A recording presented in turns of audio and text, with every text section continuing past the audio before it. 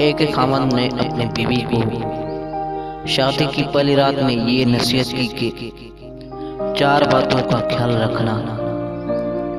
پہلی بات یہ ہے کہ مجھے آپ سے بہت محبت ہے، اس لیے میں نے آپ کو بیوی کے طور پر پسند کیا۔ اگر آپ مجھے اچھی نہ لگتی تو میں نکاح کے ذریعے آپ کو گھر ہی نہیں لاتا۔ آپ کو بیوی بنا کر گھر لانا اس بات کا ثبوت ہے کہ مجھے آپ سے محبت ہے، تاہم میں انسان ہوں، فرشتہ نہیں ہوں۔ اگر کسی وقت میں غلطی کر بیٹھوں تو اس سے چشم پوشی کر لینا، چھوٹی موٹی خطائیں کو نظر انداز کر دینا۔ اور دوسری بات یہ ہے کہ مجھے ڈھول کی طرح نہ بجانا۔ بیوی نے کہا کیا مطلب؟ اس نے کہا جب بالفرض اگر میں غصے میں ہوں تو میرے سامنے اس وقت جواب نہ دے۔ مرد غصے میں جب کچھ کہہ رہا ہو اور آگے سے عورت کی بھی زبان چل رہی ہو تو یہ چیز بہت خطرناک ہوتی ہے۔ اگر مرد غصے میں ہے تو عورت آوانڈ کر جائے، اور بالفرض عورت غصے میں ہے تو مرد آوانڈ کر جائے۔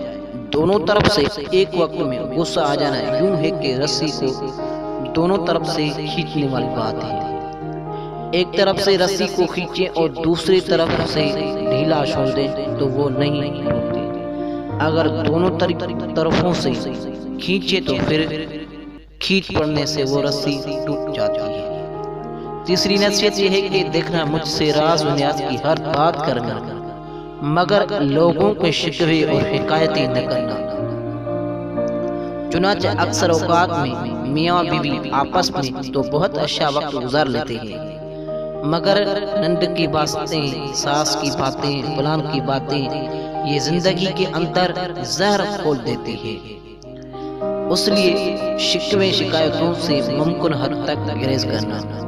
اور چوتھی بات کے دیکھنا دل ایک ہے، یا تو اس میں محبت ہو سکتی ہے یا اس میں نفرت۔ ایک وقت میں 2 چیزیں دل میں نہیں رکھ سکتی۔